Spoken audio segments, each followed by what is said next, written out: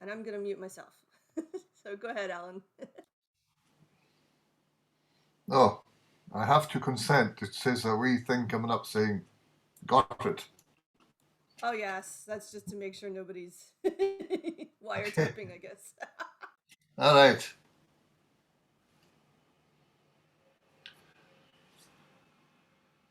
So, hello everyone. I can see 4 or 5. Um, I was asked at the beginning when I suggested having a Pibroch class. It was suggested to me that maybe there wouldn't be the same interest in Pibroch because um, people weren't so interested in Pibroch. And it's exactly how I was when I was 17 and 18, later teens. Well, right through my teens, when I was learning, and I knew there was something wrong with it. It wasn't. It didn't fit into my cultural landscape. And given that this music was uh, developed and came out of a rich Gaelic tradition, and Gaelic is my first language, having gone to school, and the first word I consciously learned first was barbaric. The teacher told me it was barbaric, so I loved the sound of the word barbaric and went home and asked what it was. And so there was this tension always, and there was always all the titles in Gaelic, but over time, um, it took me it took me till, well, till I was over 30 before I got a commission to do some research into the relationship between um, some of the songs that were associated with Pibroch or Kelmore. The, we didn't. Pibroch is a general term for piping, and Kelmore is just a term of convenience, big music for the marches, which are very different from the measured time marches. Marches and salutes and gathering tunes and warning tunes, and even within the lament, there are different types. There are the keening laments, which emulate or kind of hark back to the days when, before the piper um, had any importance in the Gaelic court, uh, at funerals, the women lamented, and they had special women lamenting at the graveside, just as they had all over Europe. But in 1642, the Reformation Church banned this ritual, I suppose, because it was taking power away from the ministers and, in some cases, the priests. It kind of survived in parts of Scotland. And so we have all these uh, different kind of tunes, but they all had melodies and they all had rhythm. And what's happened, I found that over time, was that this music became an art music. It was slowed down. The rhythm was lost.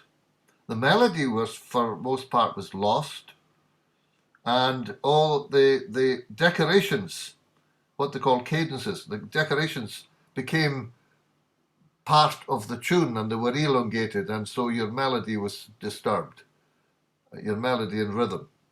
Now, this music was passed down orally, and when it was passed down, it obviously was not going to survive if it had been played the way it is played today, unless you had a really powerful memory, and I don't think the memories were um, that much better then, except they didn't rely on music at all, so they didn't have to, because they could pick up the melodies, because they did have rhythm, they did have a melody. So the Pibrochs survived that way. And I don't know how many of you have done any Pibroch, but I'm going to start with the most simple Pibroch form. Some of the Pibrochs had Gaelic melodies, Gaelic words associated with them. Now, whether the melody of the song came first or the Pibroch, it doesn't really matter. It's neither here nor there because the concept is inseparable, really, in an oral traditional culture that goes back hundreds of years.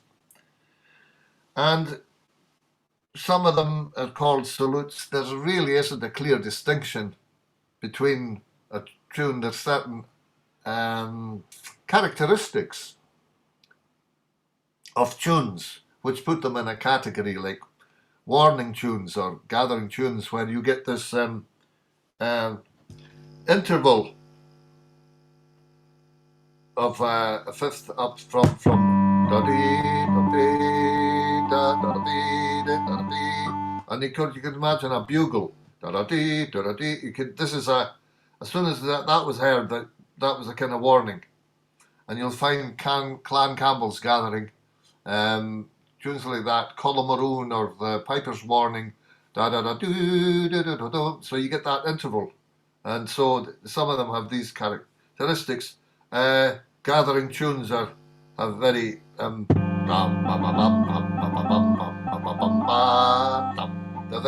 they're clear, they have a certain rhythm and rhythmic motifs which make them recognisable in this way.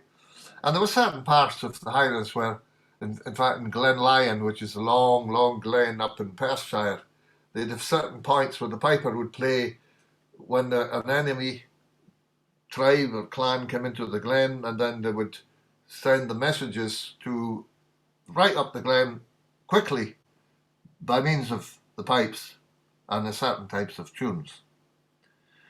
Anyway, some of them were in praise of their patrons or people, or there was all sorts of names that the finger lock, still don't know what it means. What it was a fairy, there's fairy tunes, stuff that came from the fairies, etc. And these belief systems are all entangled in this tradition. But this one is called Struan Robertson Salute, and it's one of the tunes that most people learn.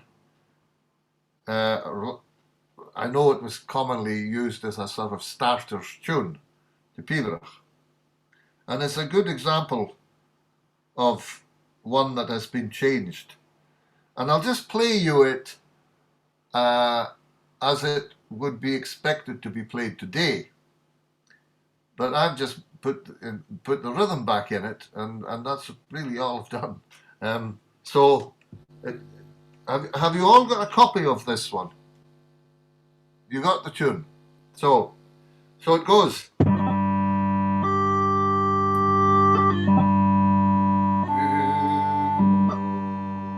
Have you got chanters with you? Yeah? I would like to hear the chanters, just so I can kind of tune near. Do you want Jessica or someone or Kayla? I can unmute Someone everybody, or give me a pitch. okay. This is my pitch. I think this is.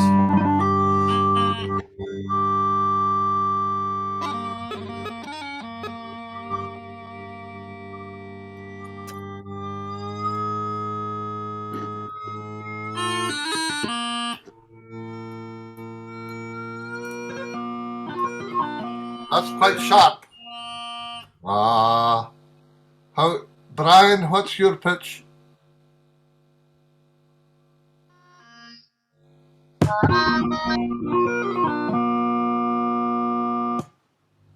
Is that okay?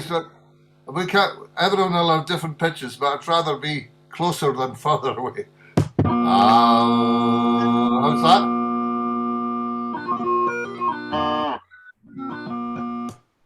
That's pretty close to B flat. Okay, that's fine. Right. So this tune, it goes, I'll just play it the way, I'll just play this the way it's played in competitions to show you what's happened. And you'll find in the first bar that the notes that appear above the melody notes, the decorating notes, they call them cadences. There's a two note one there in the first bar, there are two note in the second bar, and then there's a full whopping crotchet or eighth note before the biddle at the end. And I think I should explain just on that motif. It used to be so it was three pulses with a little rundown to it. So it became eventually by the 20th century, these things happened over a 300-year period, and it happened slowly. Wasn't so dramatic, but as people got more and more tied to the book, so this eventually got written instead of or it became. So you get two beats instead of one. Instead of one stress. So that changes if you put that throughout the tune. And these decorations, so the E is very long instead of it doesn't go to the actual theme note of the tune. So this tune is played, I'll just play the first line as it would be played today. No.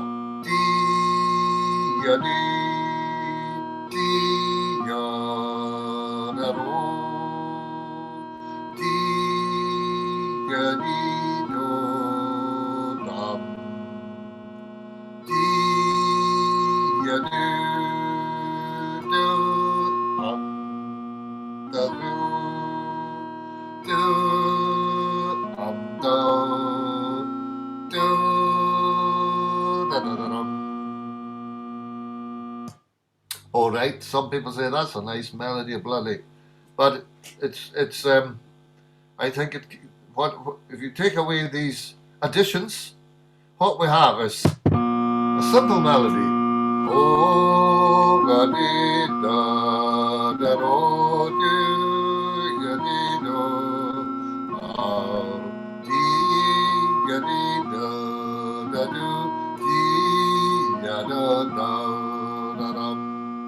again.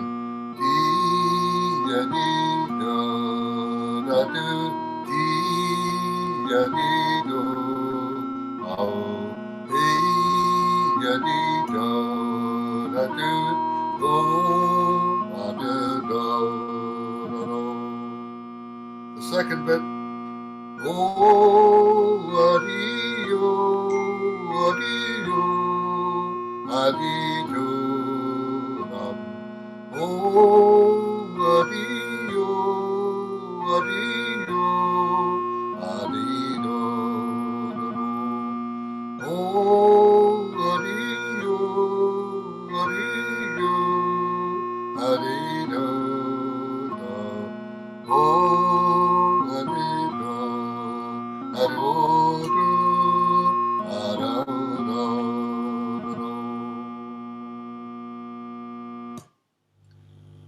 So you can see how in an oral tradition you would only have to listen to that a couple of times, really, a few times, and you've got it in your head. You see?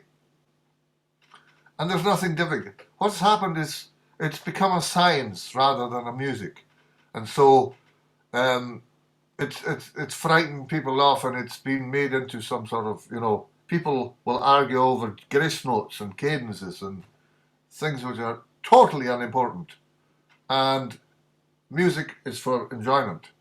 So here we have a very simple tune, which is possibly, I know some Gaelic songs, and they're very they're almost like lullabies, So you want to try it? You want to play along with me here and play along with this melody. So I'll just maybe if I can show you. I don't know if you can see. Yes, right there is good. So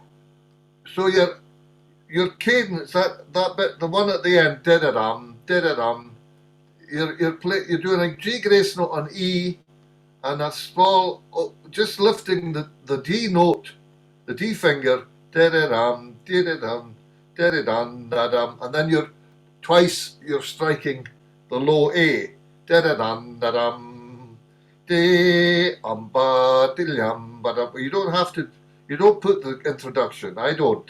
Dee-da-da-dum. So in the music, you just cross out that E. It is totally irrelevant. The E before the burl at the end of the first line. You see, this is a modern development. So one, you hit the bottom note twice.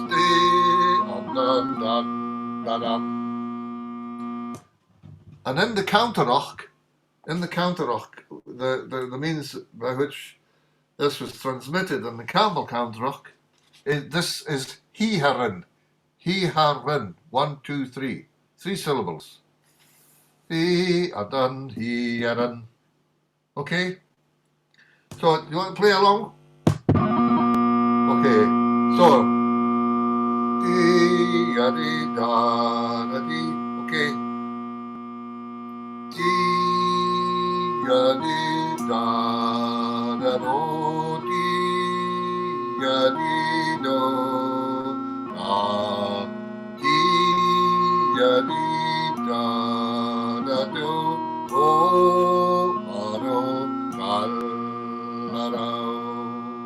Again.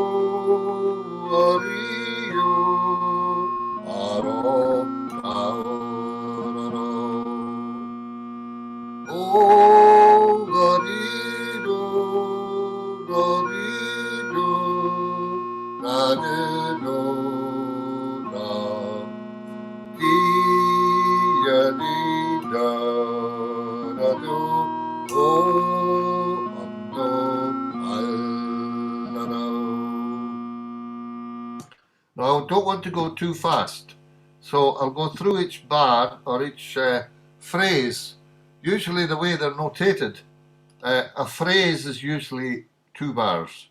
So you've got, it's like a quatrain of a song in most cases, 4 stresses. So you look for the 4 stresses in a phrase. Rarely they have 5, but anyway, generally you've got 8 phrases normally in a Pibroch. You have 8 phrases, usually, but sometimes you have 16, sometimes you have 12, sometimes you have 9. But anyway, generally, so it's a bit like the song. So especially the ones that are closely associated with the song tradition. So here you have. Are you finding it? Do you want me to slow down quite a bit? Are you okay? You're easily. You can sight read okay. You're all on the. Oh, good. Right. We'll just go over it a couple of times then. Okay. Okay. Okay. 1, 2.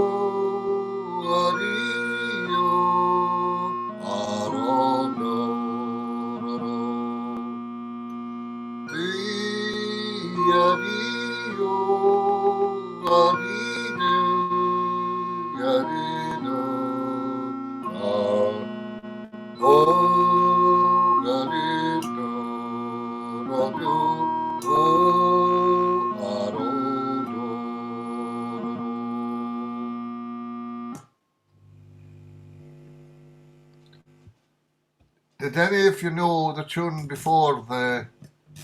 Did anyone know this tune?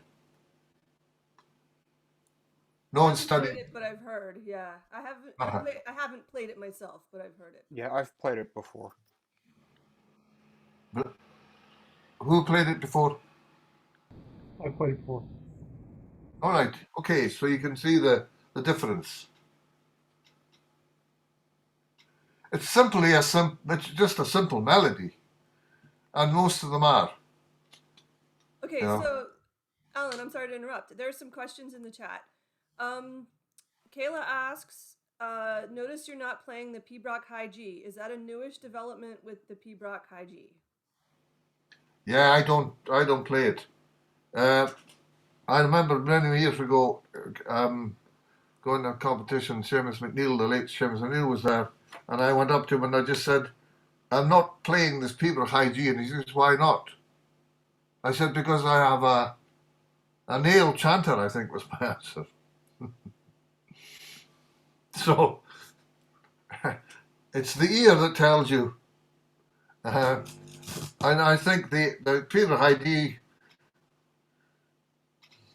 we don't really know about its how it came about, but it makes sense to me that they would have come in just to adapt to the chanters or to a different sound. I mean, there was a time where they could play G sharp on the pipes as well, and that you can find that in the very first notation of Donald MacDonald in his Pibroch. He has a number of tunes, and you can see that he has the flattened G as we have on the low G and high G in the pipes. In some cases, he had a sharp. So they were able to do these things at one time, according to the reeds and the chanters. And I've seen people, struggling and struggling to get the Pibroch High G, and I go, why? It's a note, it's music. So that's my response. I wouldn't worry about it. I like that response. Another question from Rod. Question about the rhythm. I know it's up to interpretation, but how do we determine the length of the notes when it's played differently than it's written in terms of note duration? You've just picked up the melody. Da da da da da da da da da dum. You can go do da da da da do da da da da da. You can jazz it up. You can bring in sax. You can do anything. You know, Yes. these pieces are, you know, there's, as a musician, you know that's the phrase. Da da dum dum da dum da da da dum. You can think of other ways of doing it. Da da do da da do da da do do dum. You may want to do it like that. I don't know. There's it's how it is. So Alan, in the Cantorac, is there nothing in the Cantorac that shows what the note duration is? No, nothing. Okay. No. Okay. Thanks. See, the Canterach, that people make such a fuss about the Canterach. The Canterach to me was very important simply because Colin Campbell, who devised the system. Now, Canterach just means chanting from the mouth using vocables to imitate. So the Canterach was part of the way the person taught the other person simply by singing it. So by singing it, by going hidaram, padaram, the guy knew that this padaram was some sort of something like that. So it's that simple. Colin Campbell then wrote a system where each hin is a G grace note of low A, him with a difference in a consonant between M and N and M was a G grace note of low G. And you'll find that the preface to Pibroch Society books, you'll find the code. This was all made. This was created by a person. It wasn't in the oral tradition. It's a literary device. So people make that mistake, and they think I have to learn the canon. I know the Catholic because I translated it to the notation, and there's none of these cadences. What you get is in a couple of places you always get cadences on.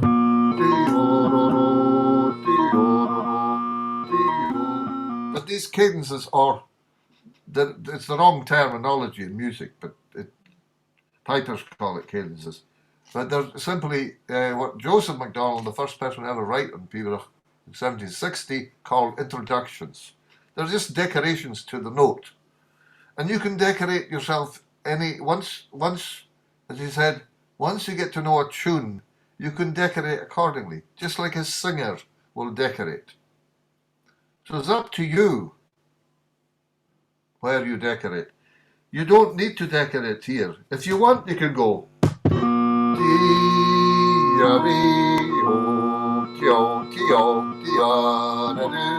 Because you want to keep the rhythm. To me, this one has it's like a lullaby.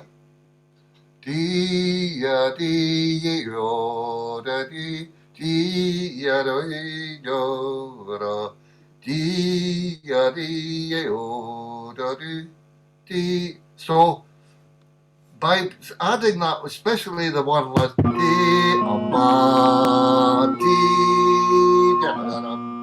that meant that the whole, just that the existence of that alone means that you have to go back to the beginning and say, well, if I'm going to accommodate that, the rhythm has to be completely different. So it becomes this, what I said, because you have to play that cadence.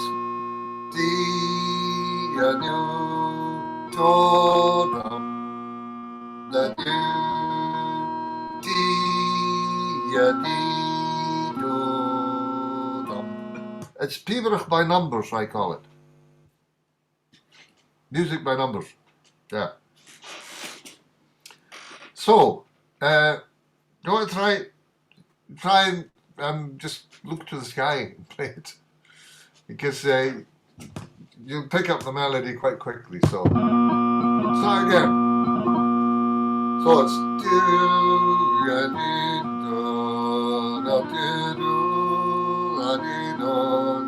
1, 2,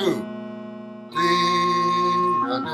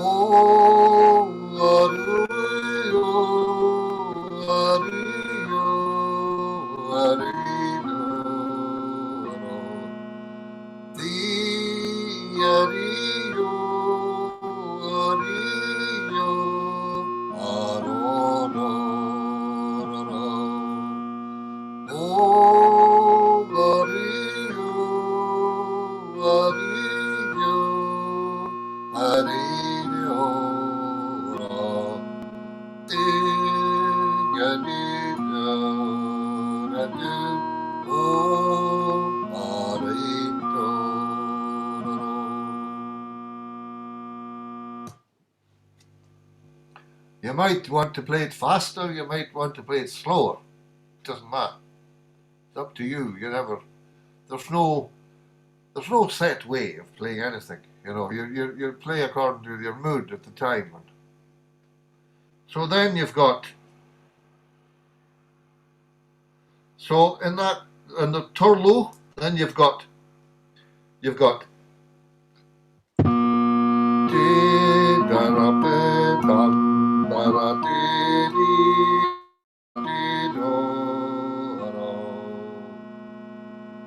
as opposed to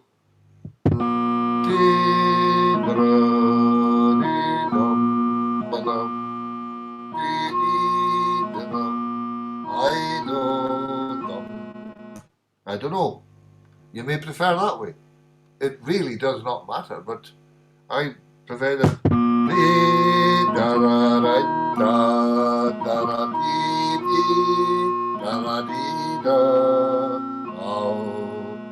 That's your, and you always, when you're in the variations, you always identify the phrase. So your phrase is 1, 2, 3, 4. Four stresses, and there in each, or two. That's your 4 stresses over 2 bars. So that's your phrase. That makes sense. It's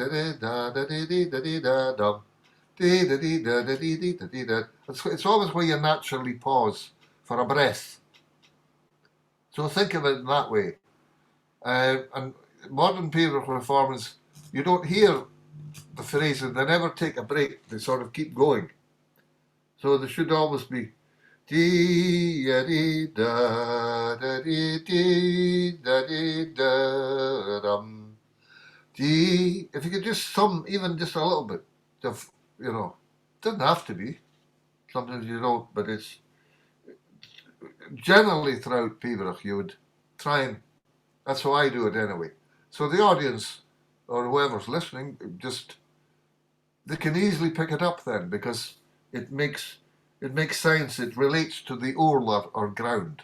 So the first da da da da da da da da da oh da da da da da da da da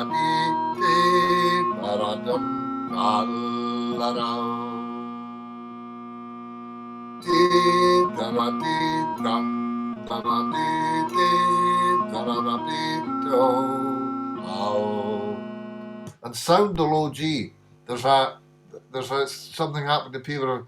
Well, as soon as they come to a low G, they jump. It's like it's a virus. Sorry for using that term. And they jump off the low G because it's the whole the attraction of the bagpipe and the scale is that progression of total concordance, and then you get this complete disharmony in the low G and the B and the D, and you get this. That's what makes the instrument what it is, and the music what it is. So, I mean, the low G although the modern low G is kind of weak compared to the old chanters, but it growled at you, So speaking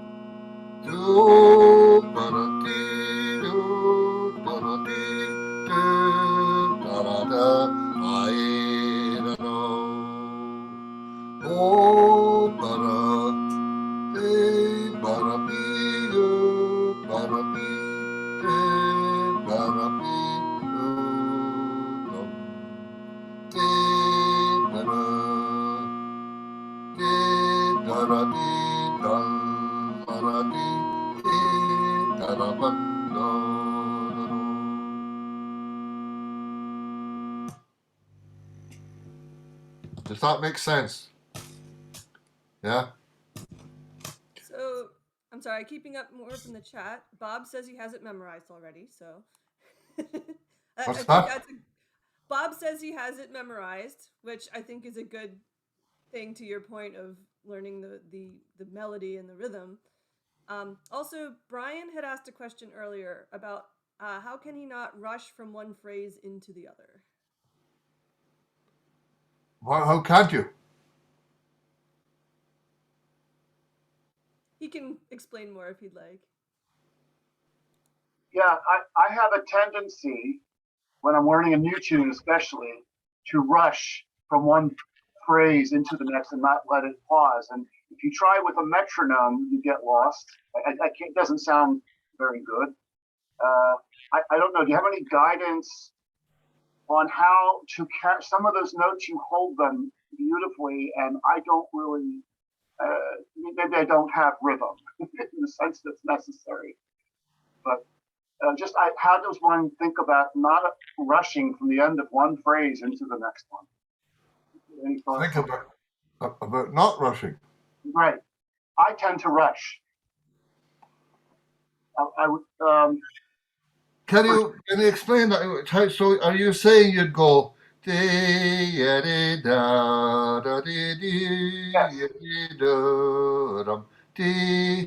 but you're just keeping on you're keeping on the beat right through. Right. That's fine. Okay. That's fine as well. I mean, I'm just saying, from a musical perspective, if that can be done, but sometimes it's more awkward to do that. So maybe it's more awkward to do that here because it has got that kind of, as I say, lullaby, that rhythm that you don't really want to disturb. Right.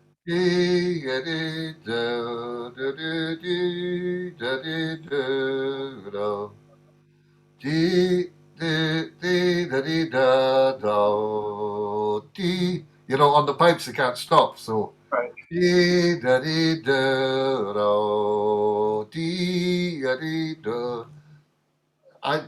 No one would do it, but the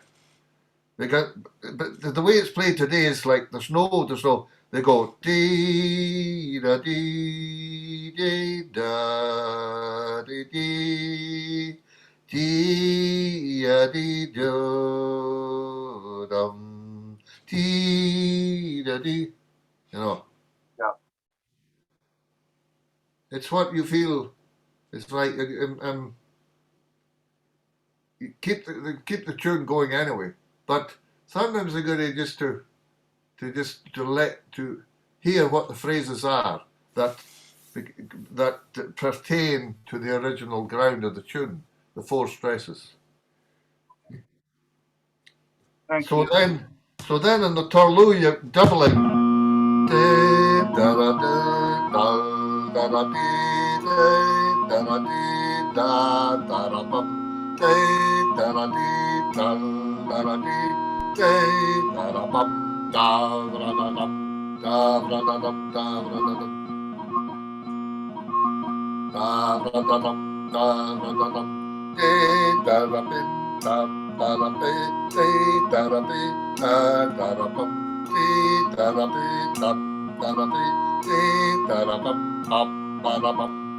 So I always have a contrast between the singling, the first time through, where you're playing the first and then the doubling, and you up the tempo, and that contrast makes the whole performance far more interesting. So there's quite a difference, and the same in the crumble and the doubling. So you've got. So you'd slow down again after the doubling of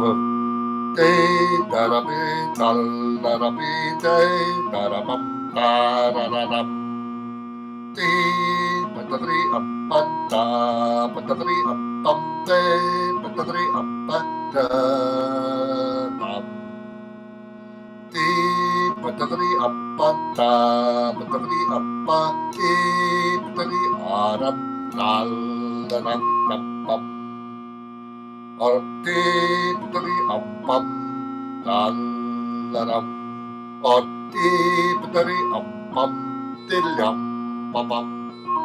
you can put that. I do that at the end of line something, just that decoration.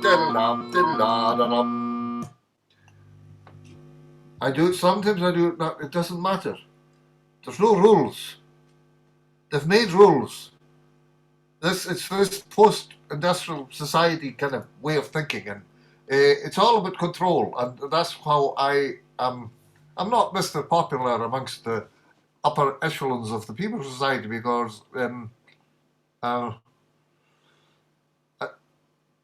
they don't particularly like what I'm saying because they refuse to stock my CD in the piping shops and things. So that suggests maybe I'm saying something right. Alan, can I make a suggestion, just briefly, to in just for this class here? What I have found is playing along while Alan is singing, playing along, and with your eyes closed, and you can stay right with him, and don't worry about it. You know, it's amazing how nicely it works. And the thing about for Brian, if you listen closely to Alan, how Alan ends the line, that's the length of the phrase. So you've got that, and then all you have to do is make the first one kind of fit the same thing, and it works so nicely, so Ah, musical, so musical. thank you.